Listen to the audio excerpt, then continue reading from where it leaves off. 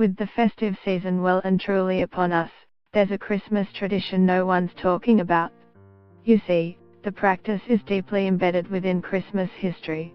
There simply can be no Christmas without it. The routine is so visible, that it's become invisible.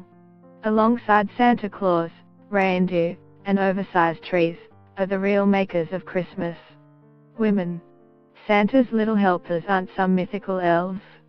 They are just women doing the cooking, cleaning, buying, wrapping, organizing, scheduling, driving, calling, delegating, emailing, pouring, washing, baking, and decorating. There is no magic involved. And for as long as Christmas has been a landmark occasion in Western culture, so too has there existed a conspiracy of silence around the investment of unpaid domestic labor. Hence why, in 2016, women don't really like Christmas.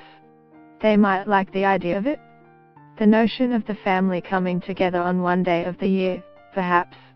But the event/s itself is about as relaxing as running a marathon through a blizzard. Covered in tinsel while having baubles thrown at you by crying children. Although it is not exclusively women who prepare and execute Christmas every year, it is fair to say that the workload overwhelmingly falls to women in a vast majority of families. The work itself is gendered and, as is the case with women's work, completely undervalued. Listen to why women really hate Christmas on Mamma Mia out loud. For many, the entire season is just a cesspool of stress, littered with never-ending to-do lists. Women decide where Christmas will be held, and who will buy presents for who. They make all the phone calls, mostly with other women. They discuss what everyone will eat, which they buy, cook, prepare, serve and clean up. They buy the gifts, they wrap them.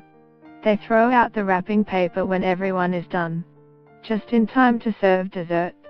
Just last week I was speaking to a friend about how we were really looking forward to Christmas.